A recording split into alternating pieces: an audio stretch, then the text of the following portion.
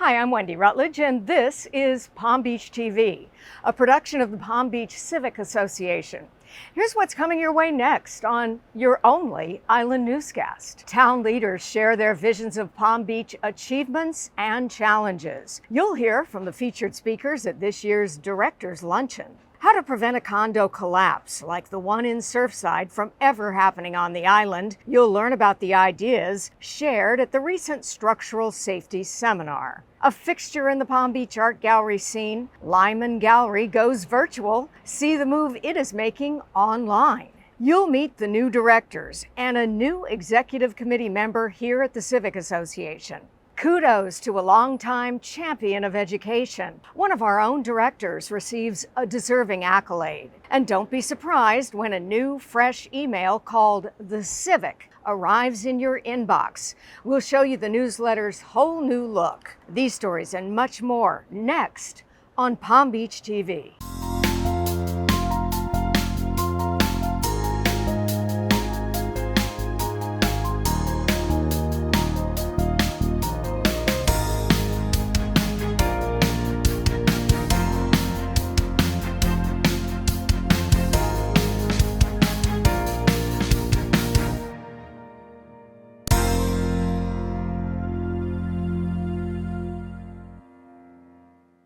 The annual Directors Luncheon is not only a chance for 140 or so directors to all gather together, it is also a chance for them to hear from the town leaders about their challenges and their triumphs. And this year's news was decidedly upbeat. The vaccination rate in this town is almost 100%. I don't think any other community in the country can say that. So kudos to you all for that. Mayor Moore relayed the high COVID protection message in person to a Palm Beach Civic Association audience of directors that hasn't gathered as a group since March of 2020. Starting with this good news that despite the challenges of COVID-19, the mayor says Palm Beach will offer its residents an actual tax decrease. In the FY22 budget, we lowered the millage rate to 2.8966. This is the lowest rate in Palm Beach County for any full-service community and the lowest rate in our town in over 25 years. Among the projects Mayor Moore outlined for next year, the renovation of the historic North Fire Station. The second oldest functioning fire station in the state of Florida. And as such, this historic landmark must be preserved and protected. Meantime, Assistant Town Manager Carolyn Stone dazzled the executive committee in its meeting prior to the luncheon with a glowing report on the new and improved marina. I can tell you every captain that's there that I've spoken to and some of the owners that have been on the boats right now at the vessels are telling us it's the finest marina in the world that they have visited. Stone credited the town council for moving ahead despite COVID obstacles to renovate the marina, while at the same time improving the adjacent Lake Drive Park as an enhancement to the neighborhood. The town council made a conscious decision not to build a restaurant, not to have fueling. Some of those obvious business choices you might make in the private sector because you're not concerned about the neighborhood and the impact to the residents, but the town council didn't want to do that, and rightly so. So much good news all around. And from the chairman, Bob Wright, this message of gratitude to the extraordinary membership of the Palm Beach Civic Association. It's education, it's what they've done, giving, all kinds of areas. So, you know, my hope constantly is that we get to be able to capture some of that strength. The Palm Beach Civic Association and the Citizens Association co-sponsored a seminar on building safety. They brought together experts to discuss how to prevent a disaster like what happened to a condo in Surfside from ever happening on the island. Here's Christina. For Tarya Geis, this structural safety seminar is very personal. I lost two friends in Surfside, and it just emphasized how many condos there are up and down the strip, and how unsure we are.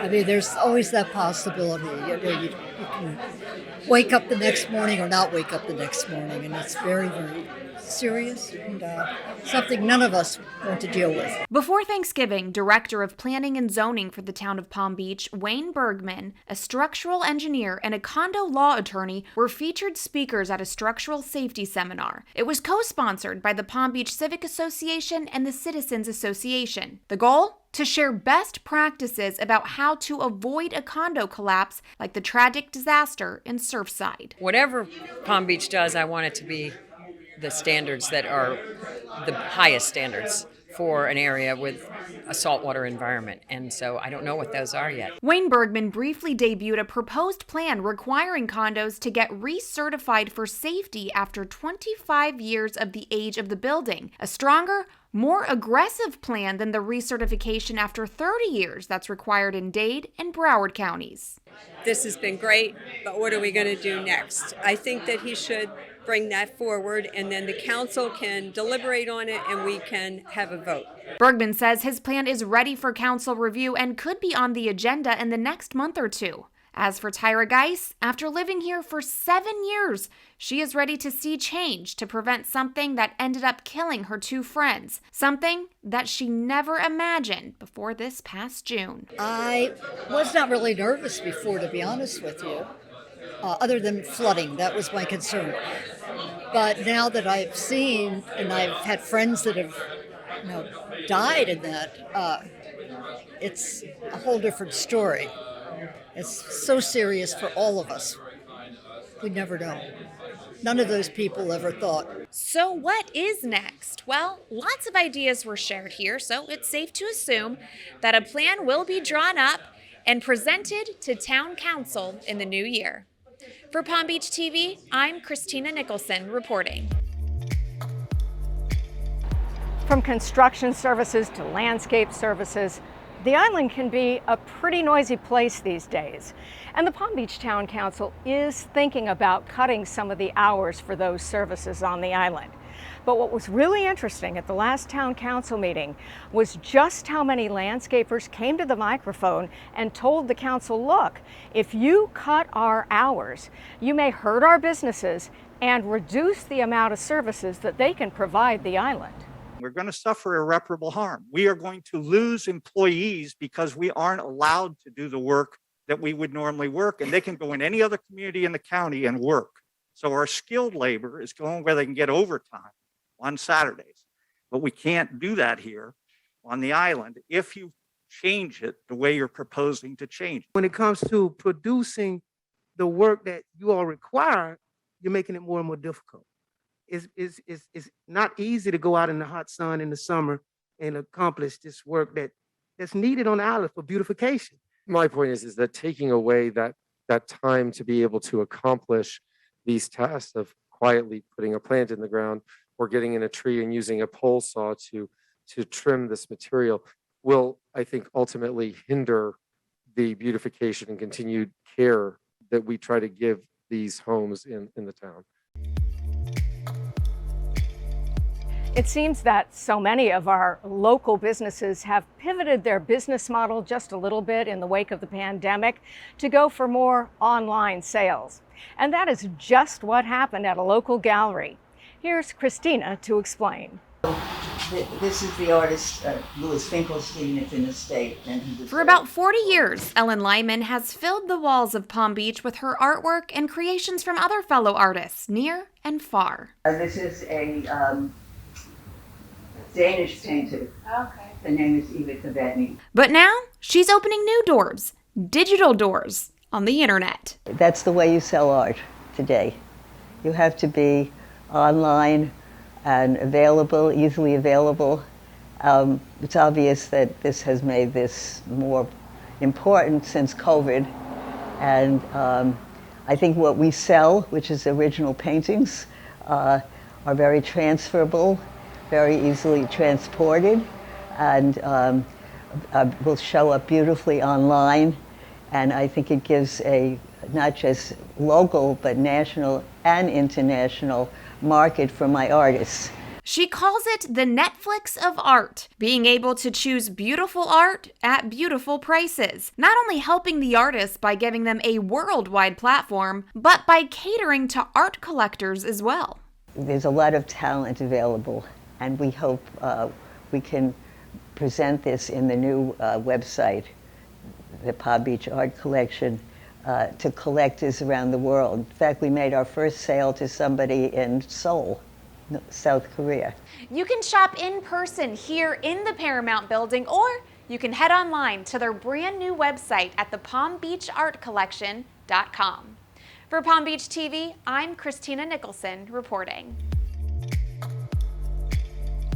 We are rolling out the welcome sign to new members, new directors, and a new member to our executive committee. We are pleased to welcome Mark Zeidman as the newest member to the Palm Beach Civic Association's executive committee. Zeidman will serve as chairman of the Civic Association's Tax and Finance Committee and the Palm Beach County Committee. We also are delighted to welcome 4 new directors: Bill Bone, Deborah Norville, Craig Omvet, and Greer Presley. Now to some well-deserved recognition to a long-standing executive committee member. Michelle Kessler, who serves the Palm Beach Civic Association as a vice chair of the executive committee and the chair of the fundraising committee, is this time being honored by PBS with the 2021 Star of Education Award. The Star Award pays tribute to a distinguished individual or family who has made an indelible and lasting impact on education in the community, especially for the underserved. Congratulations to Michelle Kessler as this year's recipient of the PBS Star of Education Award.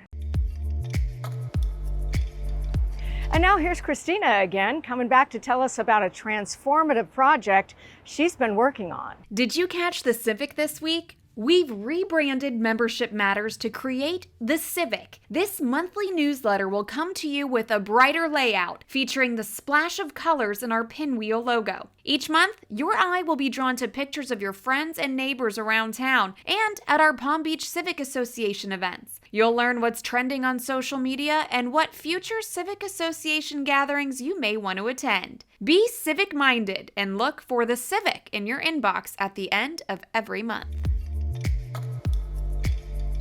That's it for us. Thank you so much for supporting Palm Beach TV, made possible by the Palm Beach Civic Association and our viewers. Happy holidays. I'm very thankful that through the 2 years of the pandemic, all of my family remained healthy and active and able to come back to much more of a normal life now. One of the things I think you notice right away when you return to Palm Beach is the noise level. It is really quite noisy, and so that I'm hoping for a quieter town and also for civilized drivers, I guess.